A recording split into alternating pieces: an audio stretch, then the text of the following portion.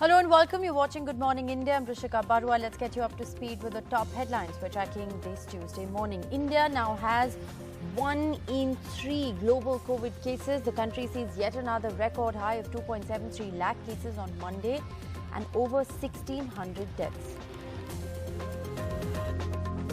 Finally, vaccinations for all above the age of 18 from the 1st of May in India. Vaccine manufacturers will supply 50% doses to the central government, remaining to the state governments and the open market.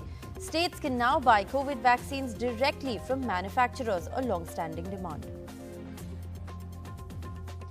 Sources in the Finance Ministry tell NDTV that 100% advance has been given to vaccine manufacturers till July. The Serum Institute given 3,000 crore rupees and Bharat Biotech given 1,000 crores. Amid the massive surge and highest ever daily cases, a lockdown in Delhi till Monday morning. Despite the Chief Minister's appeal though, migrant exodus begins at Delhi's bus stands. Indian Railways Oxygen Express heads to Vizag to stock up on medical oxygen amid a shortage in hospitals battling the pandemic.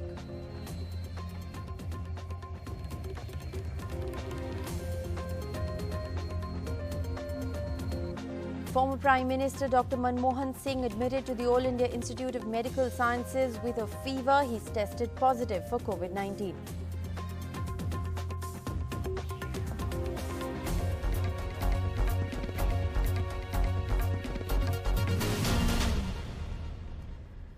Well, the big story that we're tracking, finally, vaccination will be open to every Indian above the age of 18 years who is eligible to get the coronavirus vaccine. This is going to come into effect from the 1st of May. The government has announced this after Prime Minister Modi held a series of meetings as India struggles to slow down the record daily surges in coronavirus cases across the length and breadth of the country. All adults will be vaccinated and states can buy vaccines directly from vaccine makers for this phase of the vaccination program. Now, this, remember, has been a long-standing demand that's been put forth by various states to the Prime Minister. Now, this decision, this important decision has come on a day when India has reported 2.73 lakh daily COVID cases as of Monday. So far, the government's allowed vaccinations only for healthcare workers, frontline workers and those above the age of 45. Now, this is a centrally controlled process. Pricing, procurement, eligibility and administering of vaccines will be flexible in this latest round of the vaccination drive. So, according to the new vaccine rules, manufacturers will supply 50% of their doses to the central government, which will, remember, continue to administer vaccines to frontline workers, healthcare workers and those above the age of 45. And in government hospitals, this will continue to remain free of cost. The remaining doses of the vaccine will be supplied to state governments and to the open market. Vaccinations at central government centres, like I said, will continue to be provided free of cost and will only continue for those who are currently eligible. So, healthcare workers, frontline workers and those above the age of 45 will still continue to get the vaccine free at government centres. But state governments, private hospitals, industrial establishments can now directly buy vaccine doses from manufacturers from the free market. These manufacturers, however, will have to declare the price for these vaccines in advance. So, before it is supplied to state governments and open market, the vaccine manufacturers will have to declare this price in advance. Remember, there's so far no free vaccination for those below the age of 45, even though this is now an eligibility criteria that will be open from the 1st of May. It's an extremely important announcement that's come at a time when India has reported its highest ever daily spike in COVID-19 cases. There were 2.73 lakh cases that were reported on Monday. There were 1,600 deaths that were reported in this time period as well. 1 in 3 COVID cases globally is what India is contributing to this pandemic currently. 1,619 COVID-related deaths reported in the country in the last 24 hours. This is the highest ever, and that's just 38 less than Brazil, which is the highest all over the world. Overall, there are 16,000 people who've lost their lives in April alone. Just look at India's death toll. That's more than January, February and March of 2021 put together. Deaths have been rising at a scary rate of almost 10% a day this month. The first wave peaked last September, and the average was 1% a day. It's now 10% a day. So now that vaccines are being opened up to all Indians, does India have enough vaccines to vaccinate everyone over the age of 18 years? This is the important question. In his meetings, Prime Minister Modi has stressed that vaccination was the biggest weapon in our fight against COVID-19. The Finance Ministry is also now taking steps to ensure that production is happening at the scale at which the demand is in fact going to be. Sunil Prabhu joins us with the very latest. Sunil, sources in the Finance Ministry are now telling you that 100% advance has been given to vaccine manufacturers till July. Will this boost production of vaccine in order to be able to meet the renewed surge in demand from the 1st of May? Definitely. I think there is a 200 million doses which are expected from Serum Institute and another 90 million from the Bharat Biotech. So definitely 3,000 crores to the Serum Institute, 1,500 crores to Bharat Biotech. This is something that the government of India had been hoping, as you explained, and those terrible statistics that we are seeing in terms of the death rate, as well as the increase and the spurge that we're taking, the second wave that India is witnessing. It's in that context that, as you rightly pointed out, if India has to succeed, it has to get everybody vaccinated. And if you have to get it vaccinated, you need to get the numbers right. We need to have enough of vaccines. Vaccine manufacturers now will have to ensure that they deliver. How can they deliver?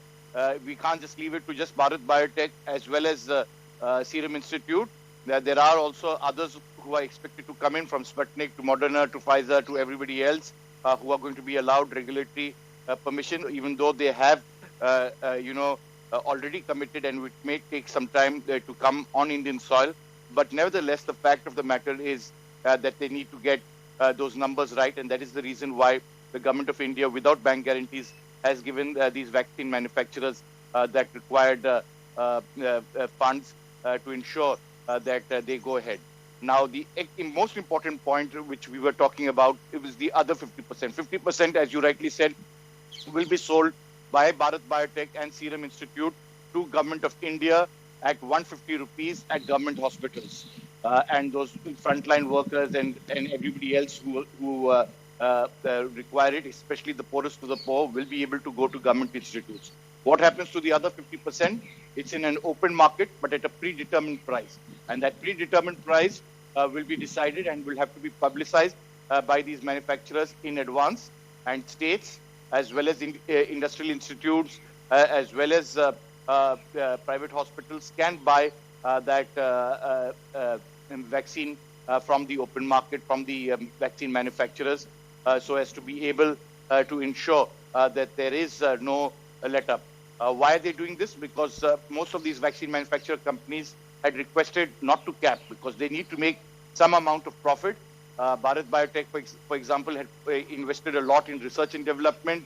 Serum Institute had to pay in terms of patent to the AstraZeneca.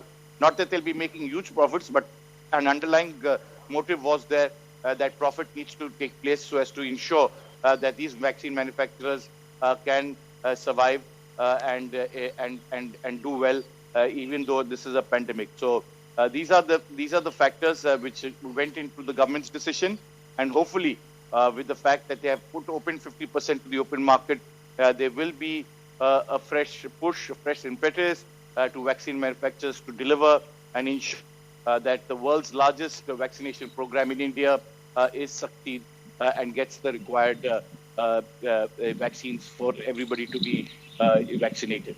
Right. Also, quick clarification, Sunil, before we move on, as far as the age group of 18 to 45 is concerned, there's going to be no free vaccination even at government centers. Is that correct? Well, if anybody who wants to go, because see, the reasoning was very clear that anybody in government hospitals between 18 to 45 can get vaccinated free. That stands. It is still remains the same. But of course, those vulnerable sections and those who have access to it. So it's very clear. So it will definitely be for the poorest of the poor, those who are below poverty line, those who have access to government hospitals, will definitely get it free of cost, even if we are between 18 and 45. All right, that's an important clarification. Thanks so much, Sunil, for joining us on our top story. We're going to keep a close watch on all of these developments. Now, remember, in the light of the unprecedented surge in COVID-19 cases, the national capital is beginning a week-long lockdown. The Delhi Chief Minister appealed, while he announced this week-long lockdown, he appealed to migrant workers not to leave Delhi during what he called a small lockdown, but his assurances seem to have fallen on deaf ears. जैसे ही एक हफ्ते के lockdown का ऐलान हुआ, वैसे ही मजदूर तबका और मध्यम वर्गीय परिवार अपने गांव के लिए निकल पड़े हैं। इस वक्त मैं दिल्ली के आनंद विहार बस अड्डे पर हूं और यहां पर आपको दिखाता हूं कि किस कदर लोगों की भीड़ है। लोग अपने घरों की तरफ रवाना हो रहे हैं। आप देखें कि लॉकडाउन का ऐलान होने के बाद किस तरह से हजारों की संख्या में लोग उमड़ पड़े हैं और अपने घरों के लिए रवाना हो रहे हैं। ये देखिए आनंद विहार बस अड्डे की तस्वीरें हैं और मेरे लेफ्ट में यहाँ पर आपको दिखाता हूँ कि ये गाजियाबाद का बस अड्डा है और यहाँ किस कदर जो मजदूर तबका है या आम लोग हैं वो लॉकडाउन का ऐलान होने के बाद यहाँ से अपने घरों की तरफ रवाना हो रहे हैं। ये देखिए पूरा का पूरा जो बस अड्डा है वहाँ पर किस कदर भीड़ बढ़ती जा रही है। एक तरह का पलायन है। ये पलायन हमने बीते साल देखा था जब लॉकडाउन हुआ था और लोग सैकड़ों किलोमीटर की लंबी दूरी पैदल तय करके यहाँ से गए थे। ये देखिए फुट ओवर ब्रिज के ऊपर किस कदर भीड़ है यहाँ पर और जिस तरह से लोगों की संख्या आनंद विहार बस अड्डे पर बढ़ती जा रही है, उसको देखते हुए यहाँ पर ट्रैफिक जाम भी काफ़ी ज़्यादा हो रहा है। ये मेरे राइट में आप देखिए कि ट्रैफिक जाम हो रहा है। बहुत सारे ऑटो टैक्सियाँ बड़े धीमी रफ्तार से यहाँ से निकल रहे हैं। अब मैं रोड के दूसरी ओर भी दिखाता हूँ कि किस तरह से बड़ी संख्या में लोग लगातार यहाँ पर आ रहे हैं और अपने घरों की तरफ रवाना हो रहे हैं। ये देखिए सामने कितनी दूरी तक ट्रैफिक जाम हो रखा है और ये लगातार यहाँ देखिए कितनी भीड़ है। आप बताइए कहाँ जा रहे हैं? बिहार। लॉकडाउन हो गया इसलिए जा रहे हैं? जी जी। अच्छा, तो यहाँ क्या काम करते थे? यहाँ हम लोग मजदूर आदमी थे, बिजली वाला काम करते थे। तो आप क्यों जा रहे हैं? यहाँ काम ही बंद हो गया पूरा। अच्छा, इसीलिए हम जा रहे हैं सीतापुर लॉकडाउन के चक्कर में। जी। अब कब लौटेंगे? अब कोई पता ना है। अच्छा, जब तक लॉकडाउन रहेगा तब तक नहीं आएंगे। नहीं आएंगे आप? तो पिछली बार भी गए थे आप लोग क्या? हम पिछली बार पैदल गए थे। All right, so there you have it. The migrant exodus has in fact begun in Delhi and all social distancing norms there have gone for a complete toss. Now, Delhi, remember, has recorded its highest daily deaths till date. Delhi also saw over 23,000 new cases in the last 24 hours. My colleague Sonakshi is reporting live from the national capital. Sonakshi, a week-long lockdown begins in the national capital today. What's it going to look like?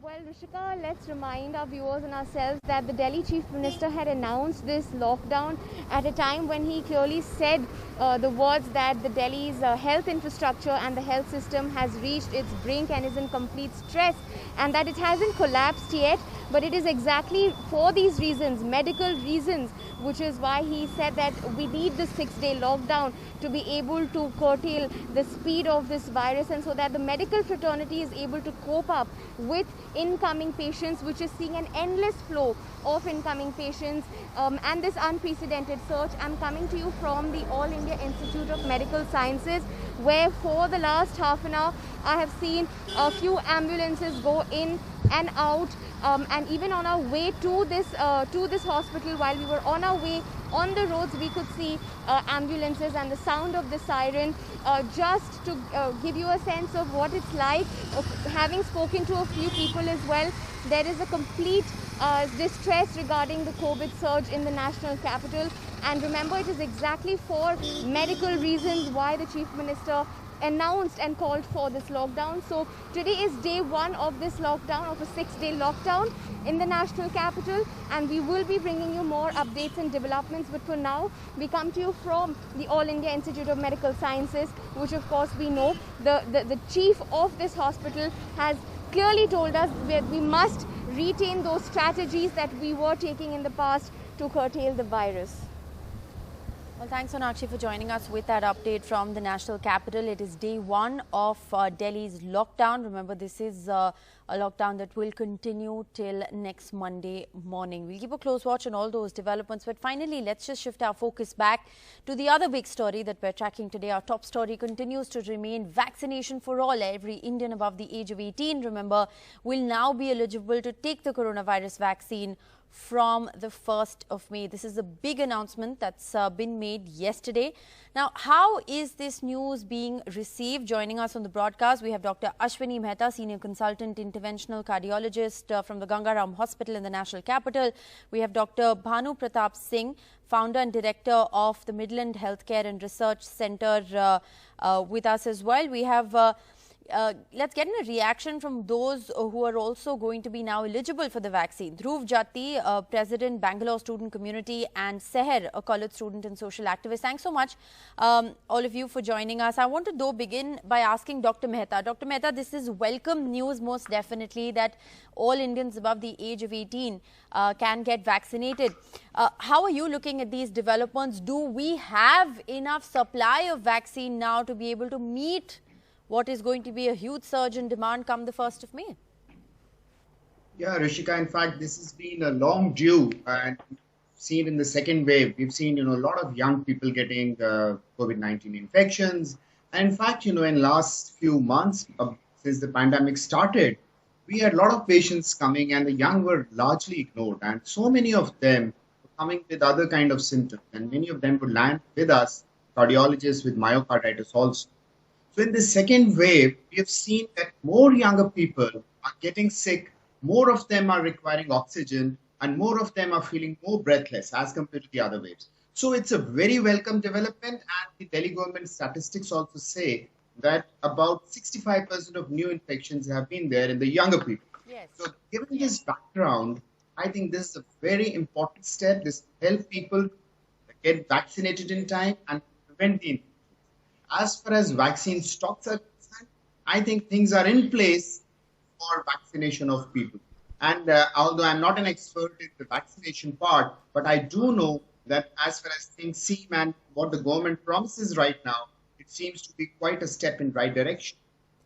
All right, a step in the right direction for sure. Dr. Singh, if I can ask you though, there are many experts who are of the opinion that a renewed vaccination drive like the one the Prime Minister has announced yesterday is not going to flatten the curve immediately. It's going to be a combination of vaccination plus public health measures like what we are seeing in the national capital right now, or we are seeing in Mumbai or several other parts of the country for that matter, where there are micro-containment strategies, mini lockdowns that have been put in place.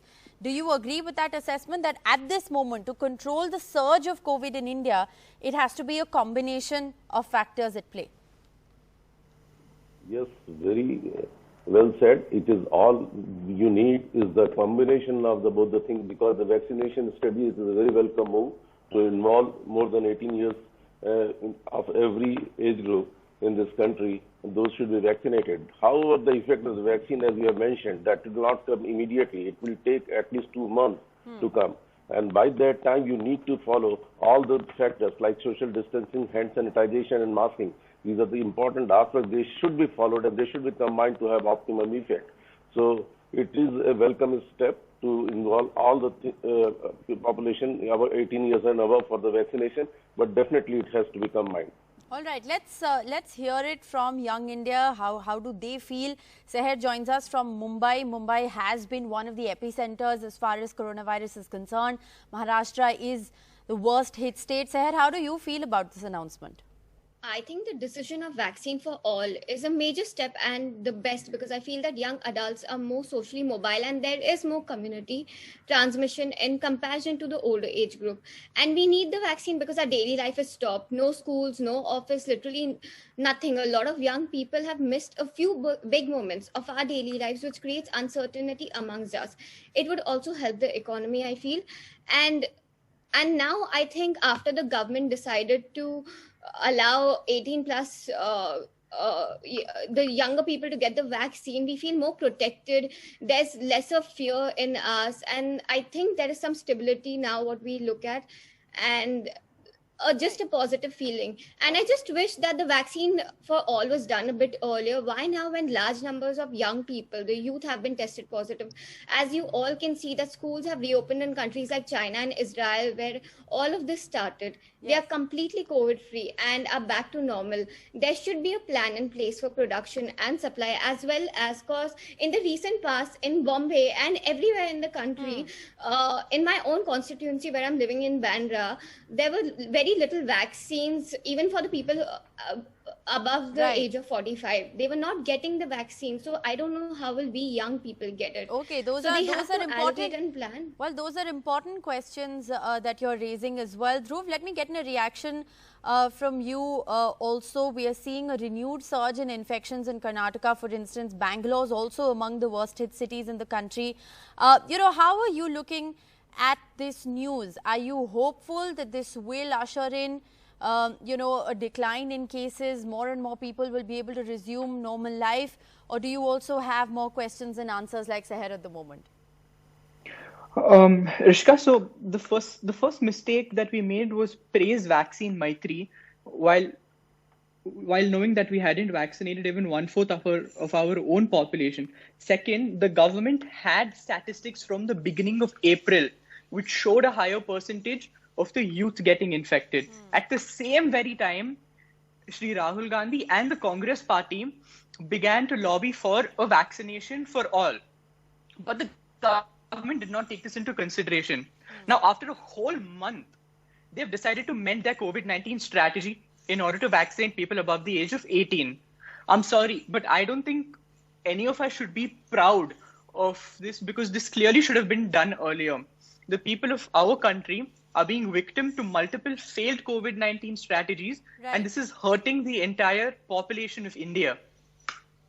All right. So, clearly there is a mixed opinion. Doctors, of course, welcoming this move, coming in even belatedly, as many would say. But there are also questions right now on whether this should have happened earlier. Would it have gone a long way in saving lives? It's coming, remember, at a time when India is seeing an unprecedented surge in COVID-19 infections. Be that as it may, from the 1st of May, all those adults above the age of 18 will be eligible to receive the COVID-19 vaccine, and that's really the big story that we're tracking. Thank you all very much for joining me this morning with your perspectives. We're going to slip into a very short break. We'll be back with more news on the other side. Stay with us.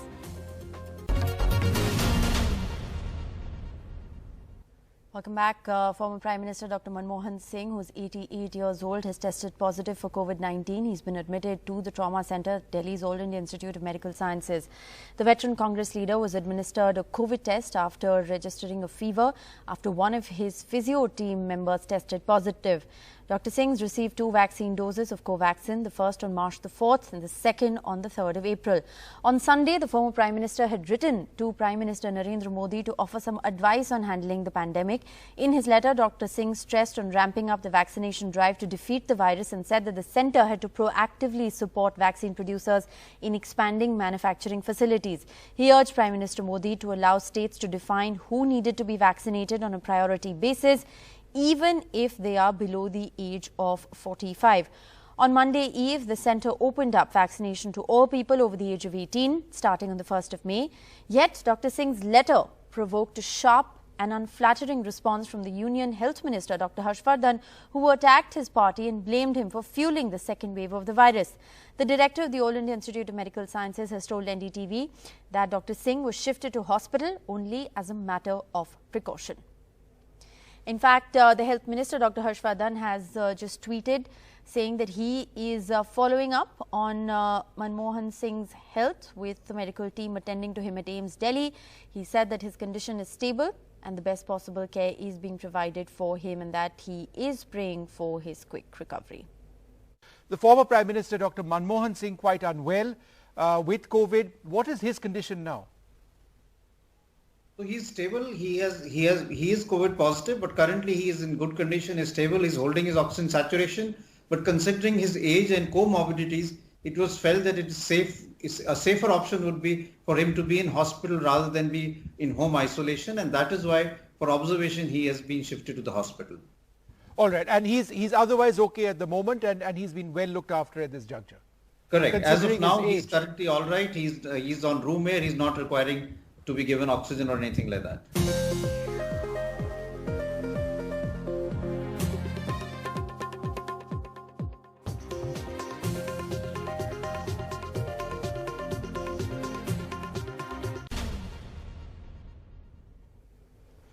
Welcome back. The Delhi High Court has expressed concern over the rising COVID cases in Delhi and the crisis as far as migrant labourers is concerned. The Delhi High Court has asked the centre to file replies on Tuesday on the supply of beds with oxygen support to hospitals. The Delhi High Court has said that the Delhi government should provide food to all daily and migrant labourers during the course of this mini lockdown. The High Court has said that the last time the centre and the Delhi government had failed miserably on the issue of migrant labourers, and lessons should be learned from the previous lockdown. Last time civil society came forward, the High Court has asked them to use 3,000 crore rupees lying in building funds and cook food from school kitchens and distribute it to the needy. The High Court has asked the central government to ensure smooth supply of oxygen in Delhi and also said that the centre should see where oxygen is not being used and oxygen can be given to Delhi hospitals from there. The Delhi High Court has asked the Delhi government to ensure that the coronavirus probe report is received within 24 hours. The High Court will once again hear the case today. And even as there's been frightening reports of a severe shortage of medical oxygen supply in hospitals across the country, the government on Monday admitted that more COVID patients are suffering from breathlessness in the second wave than any other symptom. And this is leading to a greater need for oxygen this time around as far as the second wave is concerned. Oxygen cylinders, concentrators and shots of patients in hospitals from various parts of the country have made for headlines once again. Now, there are many other people who are scrambling for oxygen all over the country.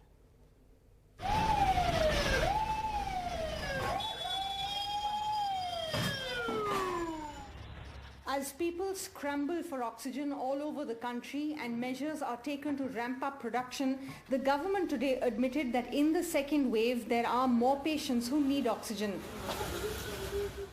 There has been 54.5% more supplemental oxygen requirement in the second wave as compared to 41.4% in the first wave. 47.5% patients have reported shortness of breath as a symptom in the second wave as compared to 41.7% in the first wave.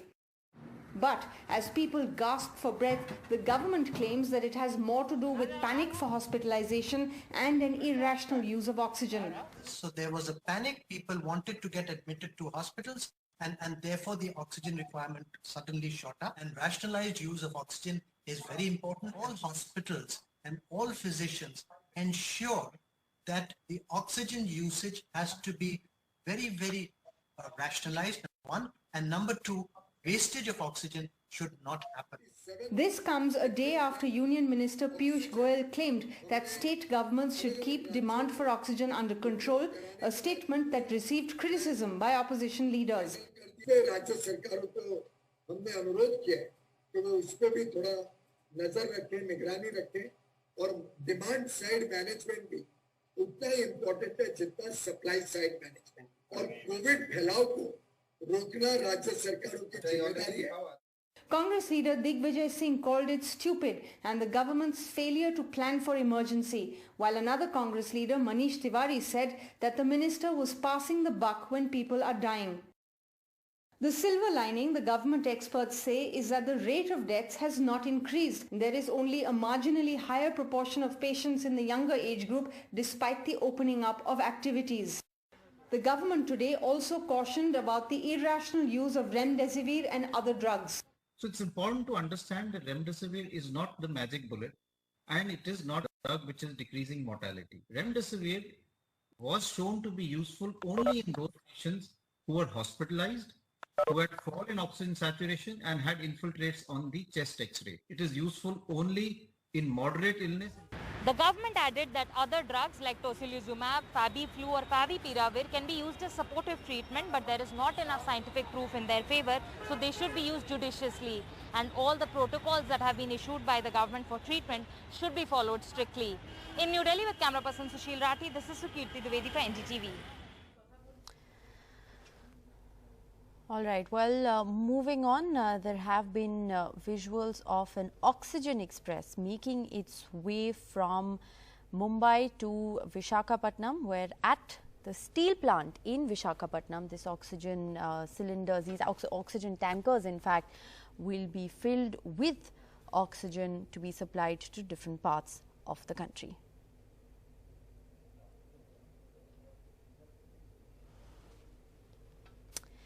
All right.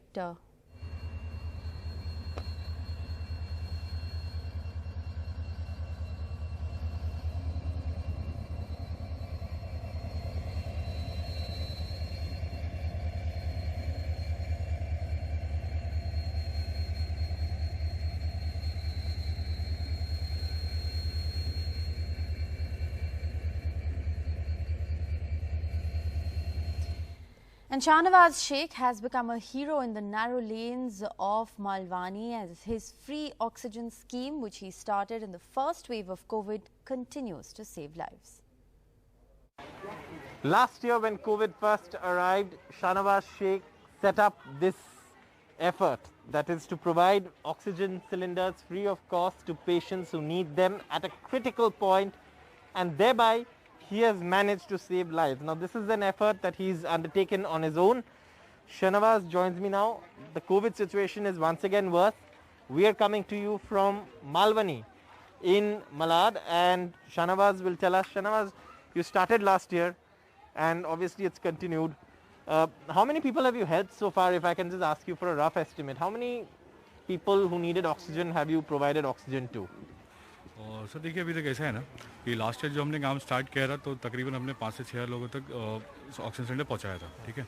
इस बार demand ज़्यादा है क्योंकि oxygen तो मिल नहीं पा रहा है, क्योंकि ऑक्सीजन की बहुत कमी हो गई है हमारे शहर में। तो पहले जो हमें 50 कॉल आती थी, अभी तकरीबन 500 से ज़्यादा कॉल आ रही है। तो इस हिसाब से मतलब और ऑक्सीजन की कमी के चलते हम लोग नहीं पहुँचा पा रहे हैं जिस हिसाब से हमें पहुँचाना चाहिए था, लेकिन हम लोग कोशिश कर रहे हैं जितना हो सकता है हम लोग लोगों तक ज़्यादा से ज़्यादा लोगों तक ऑक्सीजन पहुँचाएं जो घर में होम क्वारंटीन है, जिसको भी और जिसको इमरजेंसी में ज़रूरत पड़ती है। और हमारी टीम भी इसके लिए 24 घंटे काम कर रही है। अगर किसी को इमरजेंसी होती है या फिर कुछ होता है तो हम लोग कोशिश करते हैं जल्दी से जल्द पहुँचा दें उनके तक। आपको किस तरीके का सपोर्ट, कोई एडमिनिस्ट्रेशन से कोई सपोर्ट है या आप कैसे इसको चलाते हैं? क्योंकि ऑक्सीजन मिलना, ऑक्सीजन ट्रांसपोर्ट करना, इस ऐसे इलाके तक ले आना, वो भी एक मुश्किल काम होता है। देखिए अभी तो हमें कोई किसी का सपोर्ट नहीं है, कोई एडमिनिस्ट्रेशन का। हाँ ये है, जैसे कि मैं हूँ और मेरी टीम के लोग हैं, हम लोग सब मिलकर काम कुछ कंट्रीब्यूशन करके हम लोग काम कर रहे हैं। और मैं आपको एक बात बताऊँ कि पहले जो हमें चीज़ कांदिवली मिलती थी, आज वो चीज़ हमें भिवंडी में मिलती है, यहाँ से 80-90 किलोमीटर की दूरी पे, क्योंकि यहाँ पर कहीं ऑक्सीजन अवेलेबल है नहीं। और जो छोटे मोटे प्लांट हैं वहाँ पे मैंने बात किया कि मतलब हम लोग हमारा ऐसा कॉन्सेप्ट है, हम लोग फ्री ऑफ कॉस्ट इशू देना चाहते हैं, तो उन्हें भी हमारा काम अच्छा लगा और उन्होंने हमसे मतलब वादा किया कि हम आपको इतने सिलेंडर्स प्रोवाइड कर सकते हैं दिन में, ज़्यादा नहीं कर सकते लेकिन इतने कर सकते हैं। तो उनके हाथ पे जोड़ने के बाद में वो हमें कभी 20 सिलेंडर, कभी 30 सिलेंडर, कभी 40 सिलेंडर, कभी 50 सिलेंडर ऐसे दे रहे हैं। और मैं सबसे ज़्यादा शुक्रिया अदा करना चाहता हूँ जो गैस कंपनी है उनका, कि उन्होंने वक्त पे हमें सिलेंडर प्रोवाइड कराया और उस वक्त पे हमें ऑक्सीजन प्रोवाइड कर रहे हैं। जब भी हमें ज़रूरत पड़ रही है वो हमें दे रहे हैं और हम लोगों तक पहुँचा रहे हैं।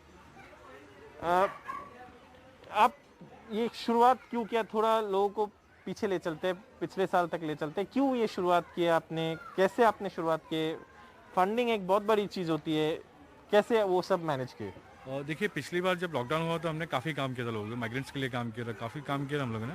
और अचानक से एक दिन ऐसा हुआ कि मतलब जो मेरे फ्रेंड है उनकी कज़िन की डेथ हो गई थी ऑक्सीजन सपोर्ट नहीं मिलने की वजह से। और उसके बाद मैंने देखा, पता किया कि मतलब क्या इशू चल रहा है, तो पता चला कि सच में लोगों को ऑक्सीजन सपोर्ट मिलने में कमी हो रही है, मतलब ऑक्सीजन की कमी चल रही थी और लोगों को टाइम पे बेड भी नहीं मिल पा रहा था। तो मैंने डिसाइड किया कि हम लोग इस तरीके से काम शुरू करेंगे, जो लोगों को ज़रूरत है, जिनको बेड नहीं मिल रहा टाइम पे, हम लोग उनको घर पे ही प्रोवाइड करेंगे ताकि उनका सैचुरेशन मेंटेन रहे और अपने आगे इलाज करा सके। तो इस तरीके से हमने एक शुरुआत करी थी। पिछले साल लगभग हमने 4 से 5 लोगों तक ऑक्सीजन पहुँचाया।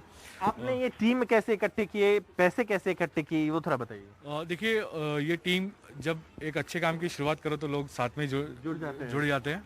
तो और ऐसे ही करें तो हमने पिछली बार कुछ फंड रेज किया था और उसी के ज़रिए काम किया था बाद में। और स्टार्ट में तो ऐसा होता है, मतलब चीज़ें ऐसी थी हमारे सामने कि हम नहीं कर पा रहे थे, तो मेरी जो पर्सनल चीज़ें वगैरह थी, गाड़ी वगैरह, एसयूवी वगैरह, मैंने सोचा यार ये तो बाद में भी आ जाएगी, लेकिन अभी इस वक्त लोगों की मदद करना ज़रूरी है। तो मैंने गाड़ी बेच दी? जी, मैंने अपनी एसयूवी बेच दी थी, और भी कुछ चीज़ें थी जो मैंने सोचा कि ये तो बाद में हम खरीद लेंगे, अभी इस वक्त लोगों की मदद करना ज़रूरी है। तो उस हिसाब से हमने एक काम की शुरुआत करी थी, और ये वो काम इस वक्त भी हमारा जारी है। हमने तकरीबन अभी 500-600 लोग ऑक्सीजन पहुंचा चुके हैं, और हमें ऑक्सीजन की कमी की वजह से हम लोग नहीं काम ठीक से कर पा रहे। अगर हमें टाइम पे ऑक्सीजन मिलेगा तो हम लोगों को ऑक्सीजन सपोर्ट टाइम पे दे सकेंगे। हमसे बात करने के लिए बहुत बहुत धन्यवाद। So what happens is when society comes together to do something nice, there are always people who join in. Shanawaz has told us how he started it. He is continuing it during the second wave, and hopefully he'll have more support and from more people to continue his effort, which is in fact a life-saving effort. Now you have his team here. He's set up his own sort of control room where people come in, or all the requests arrive. He also interestingly calls it a war room, and obviously this is something that perhaps efforts like these need to be appreciated, because these are citizens coming together to help other citizens in need. Not everything can be left to the government, not everything can be left to the administration. When citizens take things into their own hands and decide to help others, good things always come out of it. In Mumbai, with camera person Sanjay Mandal, Saurabh Gupta, NDTV.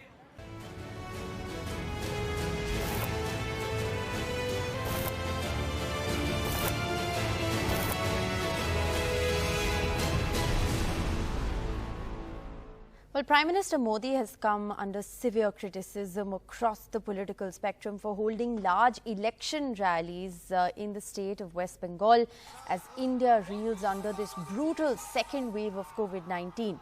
Many are asking, while there is a shortage of oxygen supply and beds, the BJP continues, the entire top brass continues to actively campaign, hold large campaign rallies and roadshows in West Bengal. Now, the BJP chief JP Nadda has announced that the party's remaining rallies in the state of West Bengal will have no more than 500 people present in an open area. On Monday, amid the surge in COVID-19 cases, the West Bengal Chief Minister Mamata Banerjee too announced that she would not organize any big rallies or roadshows in Kolkata to avoid large gatherings. On Sunday, remember, Rahul Gandhi was the first to announce that he is cancelling all rallies and urged other leaders to do the same. Well, Britain on Monday imposed its strictest travel curbs in India after India's major spike in COVID-19 cases. This came hours after Prime Minister Boris Johnson called off his trip to New Delhi. Health Secretary Matt Hancock said that effective from 0300 hours GMT on Friday, India was being added to Britain's red list of countries, banning all arrivals from India except for UK or Irish nationals. Those nationals, as well as foreign residents in the UK, must pay hefty amounts to stay in government-approved quarantine hotels for 10 days on their return from red list nations, which include Pakistan and Bangladesh. The UK and Indian governments earlier on Monday called off Johnson's visit, which was set for next week after already being postponed in January. Well, we'll keep a close watch on all those travel restrictions now that are being imposed across several parts of the world when it comes to travellers from India. We'll slip into a very short break. We'll bring you more news on the other side. Stay with us.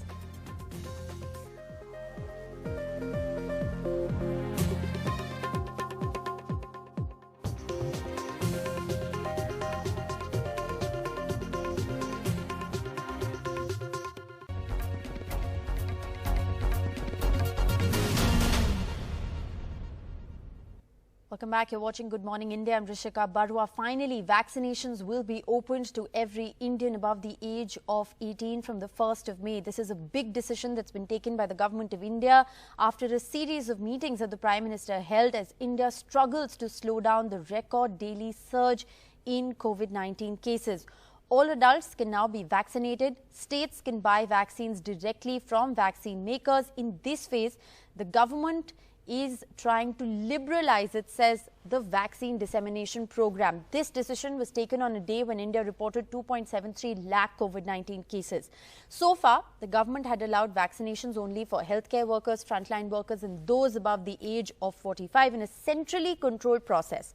Now, pricing, procurement, eligibility and administering of vaccines will be flexible in this latest round of the world's largest vaccine drive. According to the new rules, vaccine manufacturers will supply 50% of the doses to the central government and will be free to supply the remaining doses to state governments and to the open market. Vaccinations at central government centers will be provided free of cost and will continue for those eligible currently. That's healthcare workers, frontline workers and those above the age of 45. But state governments, private hospitals, industrial establishments can now directly buy vaccine doses from the manufacturers. They'll have to declare the price of these vaccines in advance. So this is the big decision that's been taken by the government of India amid the huge surge in COVID-19 cases. But the big question is, does India have enough vaccines to vaccinate everyone over the age of 18? Now, what my colleague Sunil Prabhu has been reporting is that Prime Minister Modi has stressed that vaccination was the biggest weapon in the fight against COVID. The Finance Ministry is also now taking steps to ensure production. Sunil, you've been covering the details of this story. It's a welcome decision that's been taken by the government of India. But the big question is, what is the government doing in order to ensure that they bolster supply to meet this renewed surge in demand from the 1st of May? Well, what they have done is given 3,000 crores as an advance without any bank guarantee to Serum Institute, 1,500 crores to Bharat Biotech, again without bank guarantees. The focus, as you rightly pointed out, is to ensure that everybody gets vaccinated. And if you have to do that, you have to ramp up production. And that is the reason why they've liberalized it to a great extent. 50% will be going at 150 rupees per vaccine to the government of India, which will be administered to all the poorest of the poor, be it anybody from 18 years of age above.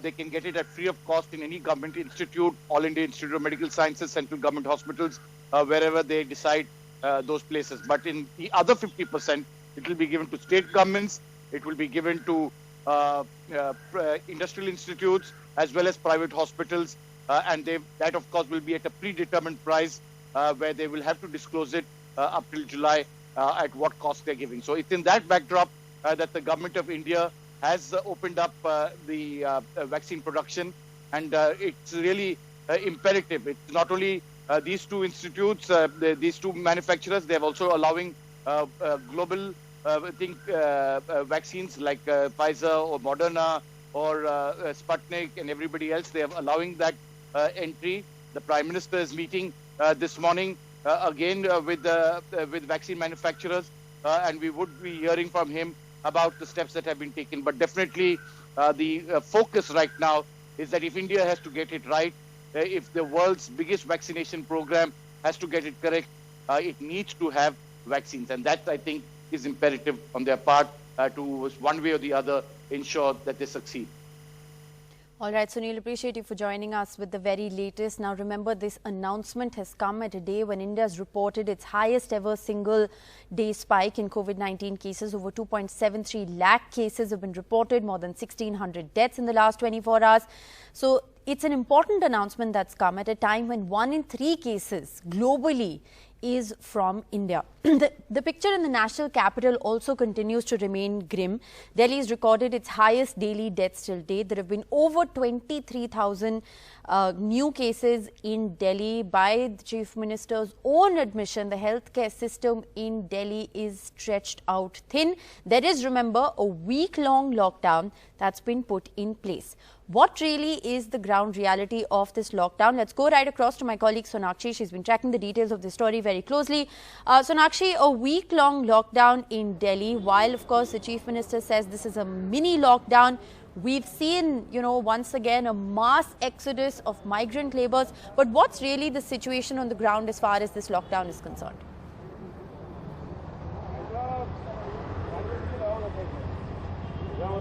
The Delhi Chief Minister did announce a week-long lockdown, a 6-day lockdown. He calls it a short lockdown. He did make a special appeal to the migrant labourers with folded hands, saying that they need to stay put in the city. But clearly we have seen visuals contrary to that at the Anand Vihar bus terminal. But I come to you from LNJP, the hospital, a dedicated hospital here. Remember, and we should remind our viewers that the Delhi Chief Minister made this announcement specifically keeping in mind that the hospitals and the health facility in Delhi is at its peak. It is in stretch. It is overstretched, and the fact that it is in so much stress, but it hasn't collapsed yet. And as I speak to you, visuals on your screen right now of ambulances coming in and out at this hospital. Remember, this is a dedicated COVID hospital, and for the last few minutes that we've been here, we've seen several ambulances come in and out. So this dedicated COVID hospital clearly seeing an inflow of patients. Remember, the 6-day lockdown was precisely announced by the Chief Minister because the medical fraternity, the health system of Delhi needed a breather, needed time to cope up with the inflow of the patients, which is endless. And as we've all seen on social media, COVID SOS, COVID alerts by people asking for help. Remember, the Delhi Chief Minister has also pointed out earlier last week that Delhi has been facing a shortage of beds and oxygen, but of course efforts are being made, constant efforts to ramp that up. But clearly the 6-day lockdown here does come as the need of the hour. I come to you from a dedicated COVID hospital which is constantly seeing ambulances and the sound of siren. All right, appreciate you joining us, Sonakshi, with the very latest from Delhi. Let's now shift our focus to Rajasthan, which has also started a 2-week curfew or a self-disciplined fortnight lockdown kind of a situation. Now this, of course, coming at a time when Rajasthan too is witnessing a huge spike, over 11,000 cases. Harsha joins us with the very latest. Harsha, what is this lockdown-like situation that's prevailing in Rajasthan at the moment? Well, on the ground, we did a round of a few market areas and residential areas yesterday. A large number of people are staying indoors, but a lot of them are also stepping out. So while markets remain shut, except for essential supplies, we did see a fair amount of traffic on the ground. Auto rickshaw drivers are allowed to ply, but they did not have very many customers. So I would say it's been a mixed response, really. To this entire call by the Chief Minister to be disciplined, stay indoors so that corona does not spread. But unfortunately in Rajasthan yesterday too, more than 11,000 cases reported. Jaipur has reported 2,000 cases. The positivity rate is 15%. We went to a COVID hospital and there we found that the beds are filling up. In fact, the dedicated COVID hospital, which has 1,200 beds, is 90% full. They've also had to put beds out in the corridor, so they need to cope. So far, the demand for oxygen has not gone out of control. But if the cases keep continuing to rise like this, then the health department does feel that there will be a spiraling demand for oxygen, which would stretch the health infrastructure really thin. Now, apart from that, what is worrying for the state government is that apart from Jaipur and Jodhpur, which are reporting the highest number of cases, a lot of districts, in fact, 30 districts are reporting more than 100 cases. That means it's kind of spreading across Rajasthan, also in the villages, and that's where it's going to be difficult for the health infrastructure to cope with the crisis. All right, appreciate you joining us with the very latest. Harsha, this of course is an extremely worrying story. There's also been, however, an uptick in COVID-19 cases in the state of Karnataka as well. Over 15,000 daily cases being reported in Karnataka. Maya joins us with the very latest. Maya, what more can you tell us about the situation in Karnataka? Today, we are expecting some developments when it comes to the announcement of measures. Strict measures are expected after a meeting that the governor of Karnataka is going to have with all party leaders of the political parties in Karnataka. This follows an all-party meeting which was held yesterday, which was in fact chaired by Chief Minister B.S. Yediyurappa from his hospital room. The Chief Minister, of course, has been diagnosed with COVID for the second time, and he virtually headed that meeting with members of the political parties, representatives from Bengaluru city, which is, of course, the worst hit in the state, accounting for the bulk of the cases. So this meeting to be held today with the governor and the health minister, Dr. K. Sudhakar, said that tough measures would be announced after this. It is the 20th of April, and this is the end of the 10-day curfew that had been announced in Bengaluru and 6 other cities in the state in a bid to try and control the rush. A night curfew was in place from 10 p.m. to 5 a.m. in the morning. That ends today, but it is expected that this curfew will in fact be continued and perhaps some other measures announced as well. So we're waiting for the outcome of that meeting. The state has asked private hospitals to reserve 50% of their beds for COVID patients, and certainly a lot of planning going into trying to tackle this. How successful this will be, well, of course, the numbers shooting through the roof in Karnataka. The state insists there is no shortage of oxygen in the state, and it does lead in vaccination numbers as Bengaluru and Karnataka try to tackle the huge spike in numbers with a major meeting with the governor and tough measures to be announced after that. That is what is expected today. All right, Maya Sharma, we'll keep a close watch on all those announcements expected for the state of Karnataka. So some level of COVID-19 restrictions is expected to come into place today. Remember, the state is reporting over 15,000 daily cases. Now, remember, there's a lockdown, a mini lockdown, according to the Delhi Chief Minister, that's been put in place in the national capital today. The Delhi High Court, however, has expressed concern over the rising COVID-19 cases and has directed the Delhi government to ensure that there is a supply of food to migrant labourers and daily wage earners. The Delhi High Court has also asked the centre to file their replies on Tuesday on what really is the status as far as oxygen supply in the national capital is concerned. The Delhi High Court said that the Delhi government should provide food to daily and migrant labourers during the course of this one-week lockdown, and that the centre and the Delhi government both had failed miserably on the issue of migrant labourers, and lessons should be learnt from the previous lockdown. The High Court has also asked for building funds, 3,000 crore building funds to be used to cook food from school kitchens and distribute it to the needy. So this, of course, is the big development that is coming in. But let's shift our focus. Remember, India has decided to liberalize its vaccine dissemination program starting the 1st of May. Now, the big breaking story that we're tracking is that Prime Minister Modi will be holding a meeting with vaccine manufacturers at 6 p.m. today. Akhilesh joins us with the very latest. Akhilesh, this is going to be an extremely important meeting. What are the details? Well, yes, it's going to be a very important meeting because the key question today is the supply of the vaccine, because the government has decided to, give the vaccine to all those who are above 18 years from 1st of May. But of course, there's a question whether we have sufficient vaccines for this purpose or not.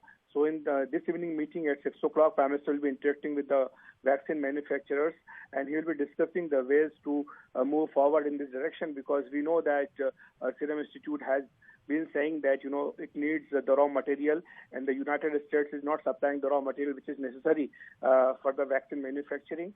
So this is one of the key questions which is before the government, and it is being tackled by the diplomatic levels.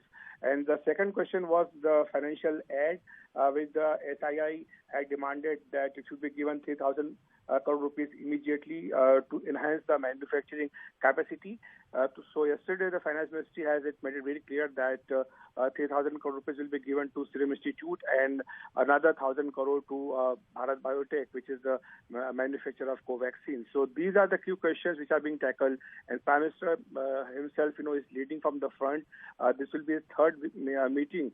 Yesterday he had interaction with the pharma company representatives and also with the key doctors, and today he will be meeting with the vaccine manufacturers.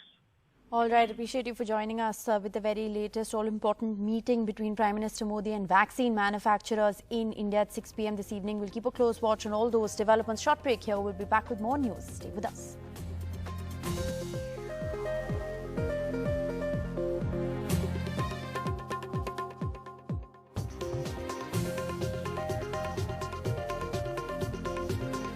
Welcome back. The big breaking story. We're tracking the latest coronavirus numbers for India are out. India has registered its deadliest day of the pandemic so far, with over 2.59 lakh coronavirus cases and over 1,700 deaths. So 2,59,170 fresh cases of COVID have been reported in India in the last 24 hours.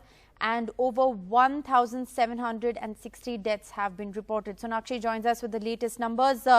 Sonakshi, India, they're registering the deadliest day of the pandemic so far, the highest ever deaths reported in 24 hours. Absolutely right, Rishika. The highest number of deaths reported in India since the pandemic began, with 1,761 COVID deaths. Remember, these are not just mere statistics, but with each passing day, we are losing more people to COVID. Although the cases today we have seen is slightly lesser than the cases reported yesterday in the 24-hour figure. Today, India has reported 2,59,170 COVID cases. But also remember, this is the sixth consecutive day when India is reporting over 2 lakh cases. And we are, as of yesterday, we were reaching or close to the 3 lakh mark. A lot of top experts were talking about if we have reached that, or if we do, it will be extremely an SOS, a critical situation for India. But clearly, cases reported today far lesser than yesterday at 2,59,000 cases. Also, a point to remember, in the last 24 hours, the vaccination that has taken place is at 32,76,555. All right, so this, of course, is the big breaking story that we are tracking at this hour. 2,59,170 cases reported. That's 14,000 less than what India reported on Monday. But a huge spike in deaths. 1,761 deaths reported in the last 24 hours. That's 150 more deaths than what India reported on Monday. This has so far been the deadliest day as far as the COVID-19 pandemic is concerned. India's active cases have exceeded the 20 lakh mark. This is an extremely worrying figure. In order to understand this, remember, 20 lakh active cases is what is leading to a huge burden on the healthcare system. We will keep a close watch on the India COVID story. We'll continue to track the numbers very closely. This, of course, is the big development that we are tracking. Meanwhile, amid the rise in COVID-19 infections and deaths, Prime Minister Modi has come under severe criticism for holding large election rallies and roadshows in West Bengal. Now, this, of course, is a decision that's been taken by the BJP to now club the remaining rallies. So, BJP chief JP Nadda has announced that the party's remaining rallies in the state of West Bengal will have no more than 500 people present. The Prime Minister will not be cancelling his rallies, but will in fact be clubbing them together. The West Bengal Chief Minister Mamata Banerjee has announced that she will not organise any big rallies or roadshows in Kolkata to avoid large gatherings. On Sunday, remember, Rahul Gandhi was the first to announce that he's cancelling rallies and urged other leaders to do so. Now, former Prime Minister Dr. Manmohan Singh, who tested positive for COVID-19 and has been admitted to the All India Institute of Medical Sciences, is reportedly stable and the best possible care is being provided to him. This, according to a latest tweet that's been put out by the Union Health Minister, Dr. Harshvardhan. The veteran Congress leader has received 2 doses of Covaxin and was hospitalized as a matter of precautions. This is what sources told NDTV. The former Prime Minister Dr. Manmohan Singh's condition remains stable. A day after he was admitted with fever, the 88-year-old is being given the best possible care. The veteran Congress leader was admitted at around 5 p.m. yesterday and administered a COVID test. He's received 2 doses of Covaxin. He was hospitalized only as a matter of precaution.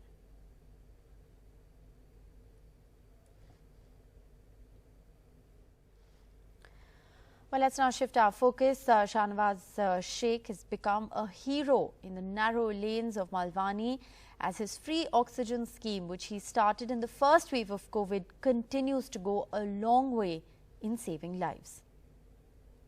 Last year when COVID first arrived, Shahnawaz Sheikh set up this effort, that is to provide oxygen cylinders free of cost to patients who need them at a critical point, and thereby he has managed to save lives. Now, this is an effort that he's undertaken on his own. Shahnawaz joins me now. The COVID situation is once again worse. We are coming to you from Malwani in Malad, and Shahnawaz will tell us. Shahnawaz, you started last year and obviously it's continued. How many people have you helped so far, if I can just ask you for a rough estimate? How many people who needed oxygen have you provided oxygen to? Sir देखिए, अभी तक ऐसा है ना कि last year जो हमने काम स्टार्ट किया था तो तकरीबन हमने 5 से 6 लोगों तक ऑक्सीजन सिलेंडर पहुंचाया था. ठीक है, इस बार डिमांड ज़्यादा है क्योंकि ऑक्सीजन मिल नहीं पा रहा है, क्योंकि ऑक्सीजन की बहुत कमी हुई है हमारे शहर में. तो पहले जो हमें 50 कॉल आती थी, अभी तकरीबन 500 से ज़्यादा कॉल आ रही है। तो इस हिसाब से मतलब और ऑक्सीजन की कमी के चलते हम लोग नहीं पहुंचा पा रहे हैं जिस हिसाब से हमें पहुंचाना चाहिए था, लेकिन हम लोग कोशिश कर रहे हैं जितना हो सकता है हम लोग लोगों तक ज़्यादा से ज़्यादा लोगों तक ऑक्सीजन पहुंचाएं जो घर में होम क्वारंटीन है, जिसको इमरजेंसी में ज़रूरत पड़ती है। और हमारी टीम भी इसके लिए 24 घंटे काम कर रही है। अगर किसी को इमरजेंसी होती है या फिर कुछ होता है तो हम लोग कोशिश करते हैं जल्दी से जल्द पहुंचा दें उनके। हमसे बात करने के लिए बहुत बहुत धन्यवाद। So what happens is when society comes together to do something nice, there are always people who join in. Shanawaz has told us how he started it. He is continuing it during the second wave, and hopefully he'll have more support and from more people to continue his effort, which is in fact a life-saving effort. Now you have his team here. He's set up his own sort of control room where people come in, or all the requests arrive. He also interestingly calls it a war room, and obviously this is something that perhaps efforts like these need to be appreciated, because these are citizens coming together to help other citizens in need. Not everything can be left to the government, not everything can be left to the administration. When citizens take things into their own hands and decide to help others, good things always come out of it. In Mumbai, with camera person Sanjay Mandal, Saurabh Gupta, NDTV. Well, the first oxygen express carrying 7 empty tankers is headed to Visakhapatnam from Mumbai. The train with 7 empty tankers is headed to the Visakhapatnam steel plant, where these tankers will be loaded with liquid medical oxygen and will be brought to Maharashtra, a state which is facing an acute shortage of oxygen in the treatment of critical COVID-19 patients. Now, Delhi, remember, is seeing a week-long lockdown, and despite the Delhi Chief Minister's appeal to migrant workers to not leave Delhi during what he called a small lockdown, his assurances seem to have fallen on deaf ears. Saurabh Shukla joins us live with the very latest. Saurabh, we saw scenes of a massive migrant exodus from Delhi yesterday, all social distancing norms being flouted. What are the scenes that you're witnessing today? Absolutely, Rishika. Right now, we are standing on a foot-over bridge of Anand Vihar. The scenes are the same. Migrant workers are continuously going. You can see buses are full of them. You can see they are coming from metros and autos and buses, and they are saying that if they stay here for long, then they are not going to get these buses. And they are fearing that, like last time, there will be full lockdown. They will not get any train. They will not get any bus. So they will be stuck here, and they don't want to walk back as they did last year. And let's speak to this couple who is standing here. आप कहाँ जा रहे हैं? मेरठ जा रहे हैं। यहाँ काम कर रहे थे? नहीं भैया, हाँ? राजस्थान से आए। अच्छा, तो यहाँ नहीं रुकना चाहते? ना। लगता है लॉकडाउन हो जाएगा? हाँ? इसीलिए ना रुक रहे हैं। नहीं रुक रहे हैं। सरकार तो कह रही है कि हम ध्यान रखेंगे सबका। भैया ऐसा कुछ ना पता अभी। भैया इमरजेंसी जा रहे हैं कोई ऐसा लोग। You can see, look, these are the pictures. This is the foot-over bridge, and you can see from that side of the station, the continuous migrant workers they are coming. Let's speak to more. आप कहाँ जा रहे हैं? हम जा रहे हैं अकबरपुर। हाँ? अकबरपुर जा रहे हैं। क्यों जा रहे हैं? शादी। हाँ? शादी।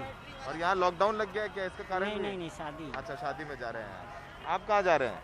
लॉकडाउन के चक्कर से घर जा रहे हैं। लॉकडाउन के चक्कर से कहाँ जा रहे हैं? यूपी, बरेली। तो यहाँ तो सरकार कह रही है कि आप रुकिए, हम ध्यान रखेंगे आप लोगों का।